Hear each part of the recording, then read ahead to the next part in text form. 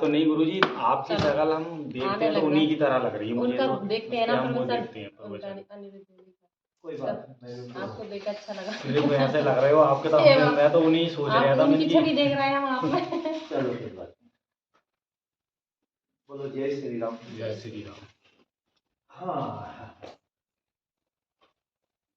भगत जी और देवी, ठीक है, आप दोनों पहली बार आए हो, पहली बार दरबार में उपस्थित हो, पहली बार दरबार में आए हो, ठीक है, पहली बार दरबार में आए हो और आप किसी कारण से यहाँ पर पहुँचे हो। आप जीवन में उदासी छा रही, आपके जीवन में उदासी छा रही। उदासी जानते हो क्या होता है? उदासी मतलब हार, जीवन में हार हो रही है, जीवन में उदासी छा रही है। बहुत ज़्यादा प्रयास जीवन में किया, क्या किया? बहुत ज़्यादा प्रयास जीवन में किया है, जीवन का फल सफलता की घड़ी की ओर नहीं आ रहा है। चाहे नौकरी करूं तो कभी कहता है बिजनेस कर लूं, सही कही आप, ठीक है, झूठी बोलेंगे कि मगर जी, ठीक है, कभी करूं नौकरी करूं तो कभी बिजनेस करूं, ये मन बना रहता है, ठीक है। आप दोनों आपस में एक दूसरे से डिसाइड करते हो क्या करूं धर्मपत्नी, क्या करूं, कोई राय तो दे, बिजनेस करूं, नौकरी करूं, जाऊं नहीं जाऊं, ठंड में मेरे से तो नौकरी हो ही रहा है बाबा जी, ठंड में तो मुझसे नौकरी होती नहीं है, मुझे लगता है बिजनेस करता हूँ। और वो आपके पास पैसा भी नहीं है और उसके लिए आपको एक मुद्दा और एक प्लान बनाना पड़ेगा। इकट्ठी रकम चाहिए 1.5 लाख तक। कितने लाख तक? सही बात भगत जी? बिल्कुल। इतना मांगते ही मेरे से कहते हैं कि मुझे 1.5 लाख रुपए दे दे, मैं कोई बिजनेस करूंगा, ठीक है, 1.5 लाख या कोई मुझे संगी साथी कहीं ना कहीं से 6 महीने के लिए एक बार 1.5 लाख करके दे दे, मैं 6 महीने में उसका पैसा उधार दूंगा, उधार मतलब वापिस कर दूंगा। आप अपनी मिसेज से पैसे की ये बात करा करते हो। एक दूसरा है, ये तो रही आपकी बिजनेस की बात भगत जी। दूसरी बात है 6 महीने से आप जीवन में भूखे नंगे घूम रहे हो, एक एक रुपए के लिए तजर से हो, रोजाना छोड़ के आते हो बेचारी को। कहाँ आते हो? छोड़ के तो भगत जी है, ठीक है भगत जी, ठीक है, 6 महीने से आप ऐसी दिक्कत और परेशानी में बने हो, परेशान हो, दुखी हो, 6 महीने से मिसेज को जो भी है सपोर्ट कर रहे हो, इसी के खाने से, इसी के मेहनत से आप 2 रोटी खा रहे हो। ये तो रही बात तुम्हारी, ठीक है भगत जी। अब है मिसेज की। अब संविदा में काम करती हो, संविदा की जॉब आपके पास है, उसमें वर्क करती हो, आप भी चाहती हो जिस संविदा में मैं जॉब कर रही हूं उसमें मैं पक्की हो जाऊं। क्या है? मैं पक्की हो जाऊं, क्योंकि आप बहुत कम पैसों में लगी थी, ठीक है, आपको लगभग 1-1.5 हजार, कितने बोला मैंने? एक, जब शुरू में आप लगी थी आपको 1-1.5 हजार रुपए मिला करती थी, आज 4,500 कट पीट के तुम्हारे पॉकेट में आता है, और वो भी रुक रुक के आता है, कोई बात नहीं, आता तो है ना, ठीक है, 4,500 रुपये आता है। मतलब काफी मेहनत करने के बाद 2,500 रुपये सैलरी बढ़ी, कई मेहनत करने के बाद 2,500 सैलरी बढ़ी। और आप चाहते हो अगर मैं आज पढ़ी लिखी नहीं होती या थोड़ा सा भी मैंने पढ़ा नहीं होता तो हम तो भूखे मर जाते, ठीक है, हमें कौन देता, क्योंकि आपके पति आलसी है, आलसी कूट कूट के भरा हुआ है। आलस जानते हो भगत जी? भगत जी कोई बात नहीं, आलस नहीं, मगर मेहनत करने का सुर तुम्हारे अंदर बना रहता है, ठीक है। और आप भी अपनी संविदा की नौकरी में पक्का होना चाह रही हो। फाइल चले गई या नहीं गई? ना चल रहा है, फाइल बना लिया आपने पक्की वाली? हाँ, मतलब वो यूनियन के साथ चल रहा है ना, और चल जाएगा। और इस बार कई हजार उत्तराखंड में, पूरे उत्तराखंड में, ये मैं आपको एक जवाब दे रहा हूँ आपके इस वीडियो के माध्यम से, पूरे उत्तराखंड में जितने भी संविदा में जॉब कर रहे हैं, कुछ समय के बाद जब सरकार आएगी उसमें आप लोगों का परमानेंटली जॉब हो जाएगा, फिर आपको रोना नहीं पड़ेगा कि कब हमें निकाल दिया जाएगा, क्योंकि बहुत लोगों को डर है कि हमें निकाल तो नहीं दिया जाएगा, क्योंकि तुम्हारे बिना भी सरकार का काम नहीं चलता है, ठीक है।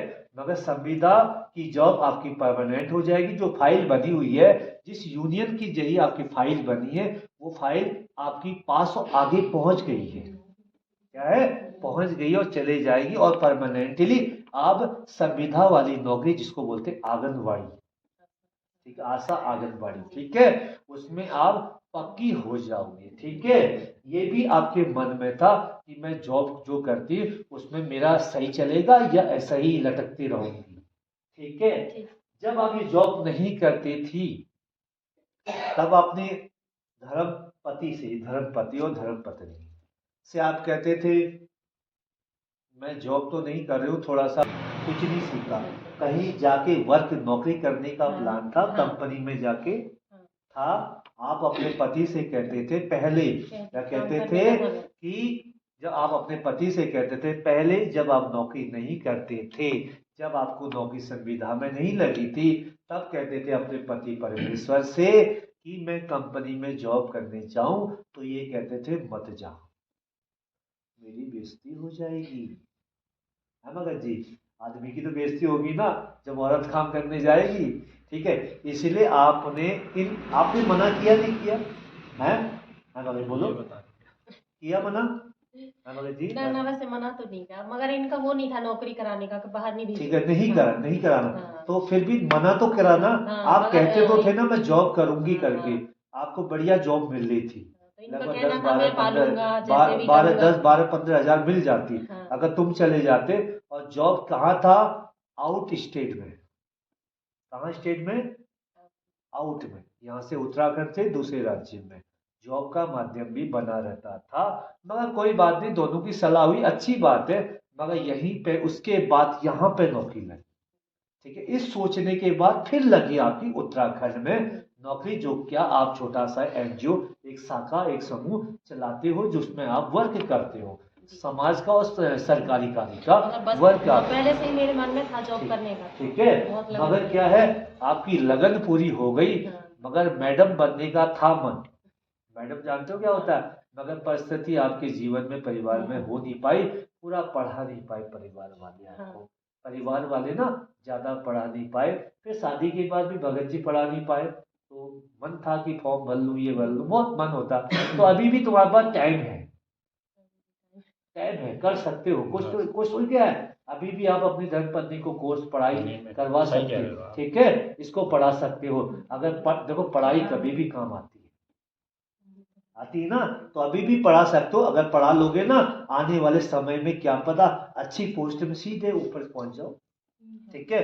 तो ये प्रयास भी पढ़ाई में करना, ठीक है। और आपका भविष्य, आपका भविष्य ये है, और आपका भविष्य ये है, तो आप बिजनेस कर पाओगे, ये नहीं तो आप बिजनेस नहीं कर पाओगे, क्योंकि लास्ट सहारा आपकी मिसेस का है।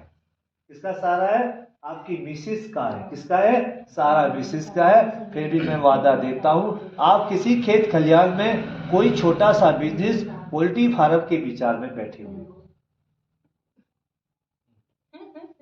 ठीक है बाबा जी, ठीक, जो भी है रोजगार ना, कोई भी है छोटा मोटा बिजनेस खोलने का रोजगार प्लान बनाया हुआ है। ये चाहते हो कि होगा नहीं होगा बाबा, मैं 6 महीने से भटक रहा हूं, अब मत मुझे भटकने दो, अब मुझे नए साल में काम दे देना बस, अब इससे ज्यादा मैं गुलामी नहीं करूंगा औरत की, ठीक है, समझ गए भगत जी। तो ये चाह रहे, मैं भी बाबा से, माता रानी से यही मेरी प्रार्थना है कि आपका कार्य सफल हो जाए। और एक बात और कहूंगा देवी, आपकी जो संविदा वाली नौकरी की अर्जी माता चैती देवी को प्रसाद नहीं पहुंचा,